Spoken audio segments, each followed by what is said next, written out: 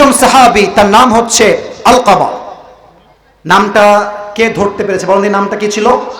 আলকামা। আচ্ছা বলেন তো, হাদিসে এসেছে একটা হাদিস, যেই বান্দা মৃত্যুর সময় কালেমা পড়তে পারে সে কি জাহান্নামে যাবে না জান্নাতে যাবে? এখানে একটা প্যাচ আছে। মুরব্বীরা আপনারা খুবই অ্যাক্টিভ, খুব ওয়াজ শুনছেন, আমার খুব ভালো লাগছে বিষয়টা। কালেমা পড়লেই জান্নাতে যাওয়া যায় না, ঈমান থাকতে হবে। আর একটা ভুল ধারণা ভেঙে দেয়, অনেকে ভাবেন রোজার মাসে মরলেই একদম সারা জীবনের জন্য জান্নাতি। এটা সঠিক ধারণা নয়, বরং ঈমান যার আছে, আমল যার ঠিকঠাক, তাকে জান্নাত দিবে একজন। বলেন সবাই, তিনি কে? আলকামা নবীর একজন সাহাবী। মৃত্যুর সময়ে যখন আসলো, জবান দিয়ে কালেমা বের হয় না, একদম বোবার মতো আটকে আছে, একদম বোবা। সাহাবীরা তালকিন করছে, কালেমা পড়ো, কালেমা পড়ো, কালেমা পড়ো। আলকামা শুয়ে আছে, কালেমা মুখ দিয়ে বের হয় না। একটা পর্যায়ে গিয়ে সাহাবা একরাম নবীর কাছে গেলেন, ইয়া রাসূলুল্লাহ, আলকামার মুখ দিয়ে কালেমা বের হয় না, ইয়া রাসূলুল্লাহ, আমরা কি করতে পারি?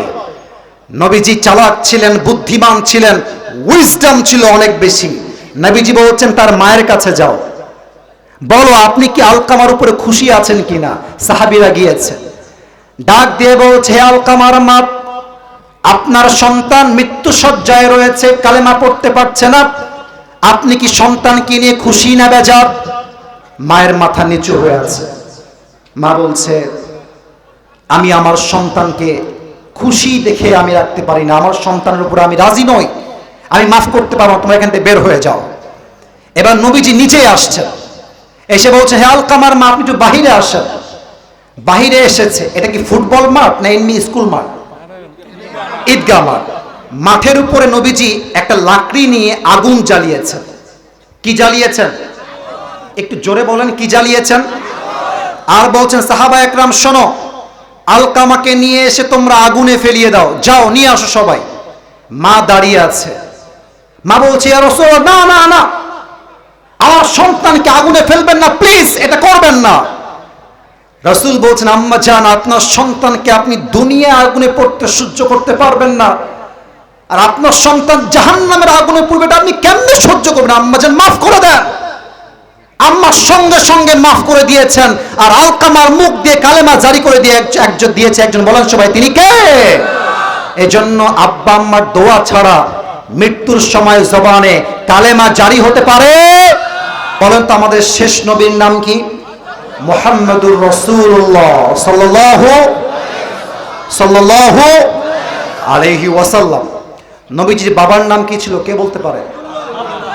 আব্দুল্লাহ। মাশাআল্লাহ। বলেন তো, নবীজির বাবা নবীর জন্মের পরেই মারা গিয়েছেন না নবীজির জন্মের আগে মারা গিয়েছেন? আর একটা প্রশ্ন, আপনারাই উত্তর দিবেন না, আপনারা পেরে যাবেন, আপনারা একটু চুপ থাকেন, আপনারা বলবেন না, একটু থামেন। বলেন তো, নবীজির মা ইন্তেকাল করেছেন, নবীর বয়স তখন কত ছিল? এটা সবাই জানে, বলে সবাই মারহাবা। কেমনে মারা গেছেন এই হাদিসটা বলে পুরস্কার, জাস্ট এই হাদিস। নবীজি মক্কা থেকে মদিনায় আসছিলেন একটা সফর থেকে। এটাকে এখন সায়েন্সের ভাষায় বলা হয় হার্ট অ্যাটাক। Heart attack. বাসায় যখন ফিরে আসবেন, একটা পাহাড়ে নবীজি আছেন মায়ের সঙ্গে, চতুর্পাশে হিল ট্র্যাক্স এরিয়া, গাছ দিয়ে ভরা, অন্ধকার। নবীজি যাচ্ছেন, মাও যাচ্ছেন। হঠাৎ করে নবীজির মা, আমার ডান হাত দেখবেন, একদম রাইট, পেছনে ঠিক বলেছেন, ডান হাত দেখেন, বুকে একটু শক্ত করে হাতটা ধরে, হাদিসে আসছে এই হাতটা ধরে উট থেকে নেমে গেছে এবং জমিনে এভাবে বসে আছে। নবীজি একজন বাচ্চা, জাস্ট 6 বছর বয়স।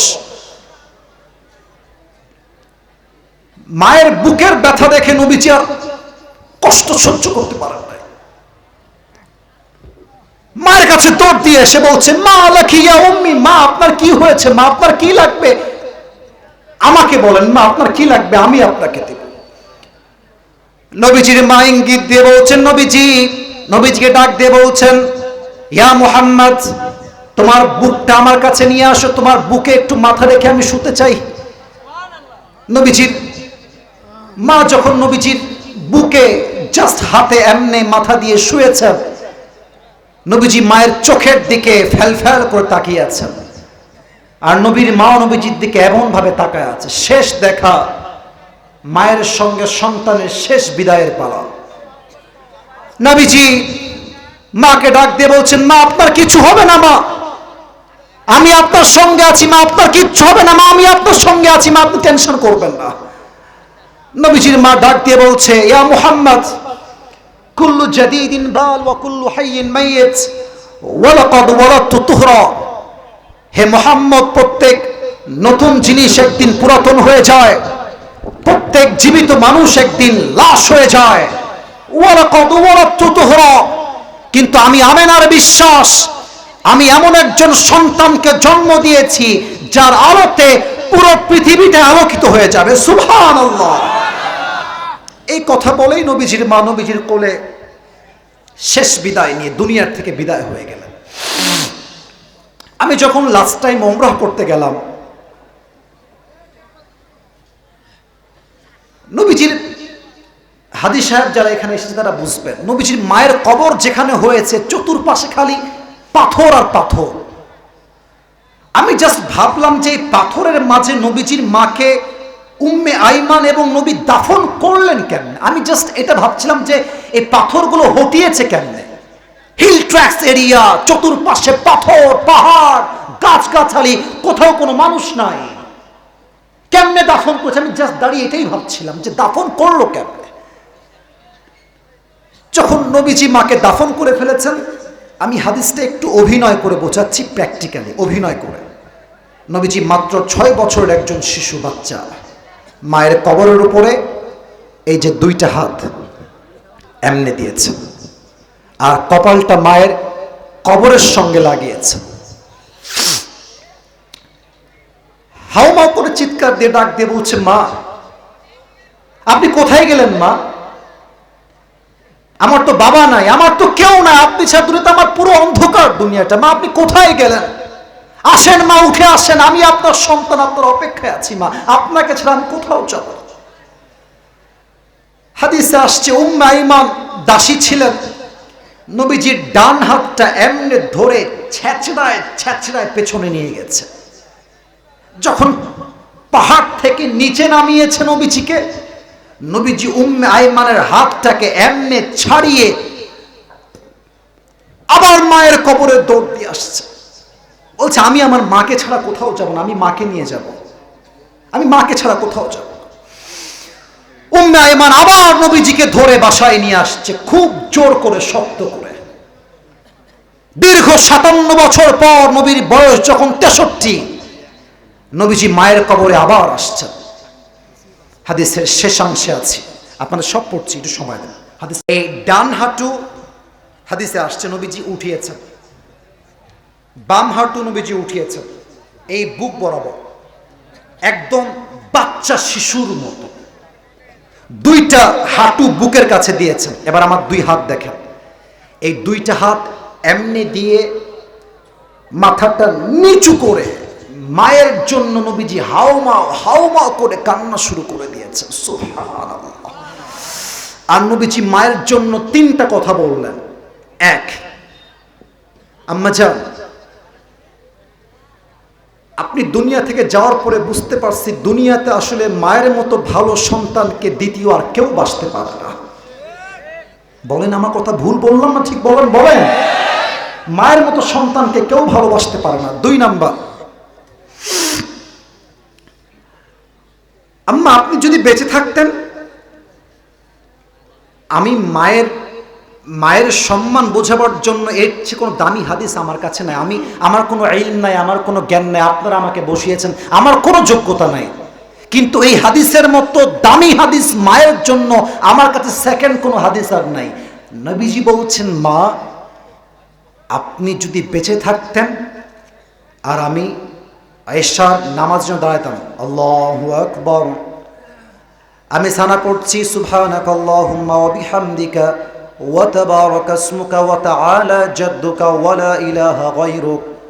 আমি নামাজ পড়ছি, নামাজ চলছে, আমি ইমাম হয়ে দাঁড়িয়ে আছি, হঠাৎ যদি মা ডাক দিয়ে বলে ইয়া মুহাম্মদ, ইয়া মুহাম্মদ, আমি নবীজি আপনাকে ওয়াদা দিয়ে বলছি আম্মা জান, আপনি যখন আমাকে ডাক দিতেন ইয়া মুহাম্মদ বলে, আমি নামাজ ছেড়ে আপনার খেদমতে বলতাম লাব্বাইক আম্মা জান। সুবহানাল্লাহ।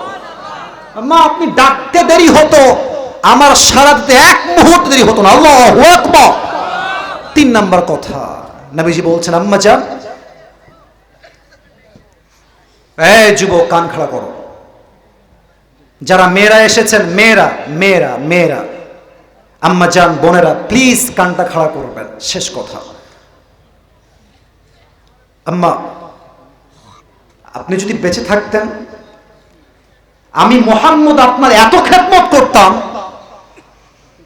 এত যত্ন করতাম, এত ভালোবাসতাম, যে কোনো ইতিহাসের পাতায় এই ভালোবাসা কেউ কখনো ব্যাখ্যা করে শেষ করতে পারতো না। সুবহানাল্লাহ। এত খেদমত করতাম আমি আপনার।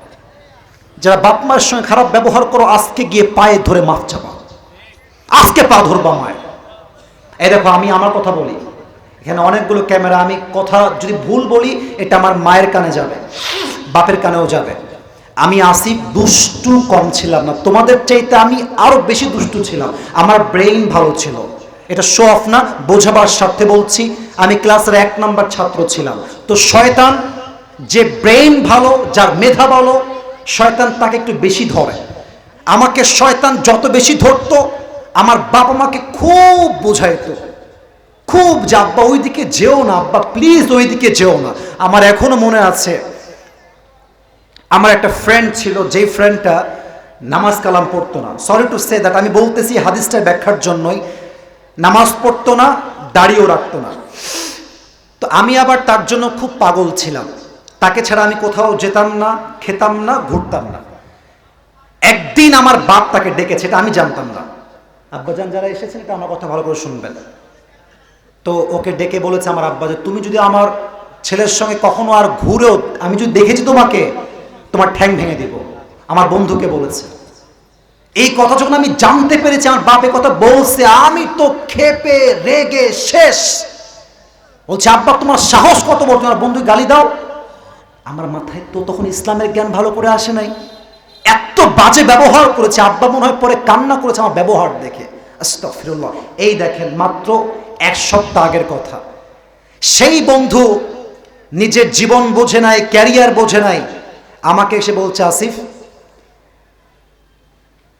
কয়েক টাকা ধার হবে, আমি যে একটা জামা কিনবই দে, এই টাকাটাও আমার কাছে নাই। আমাকে বলছে যে গার্ডের চাকরি হয়, গার্ডের চাকরি, ওটাও করব, আমাকে দাও না, যা দিবা তাই করতে রাজি আছি। তখন বুঝে আসলো, আব্বা আম্মা যখন ধমক দেয় তখন সাময়িক খারাপ লাগে, কষ্ট লাগে, যে বাপ মা মনে হয় আমার কিছুই বোঝে না।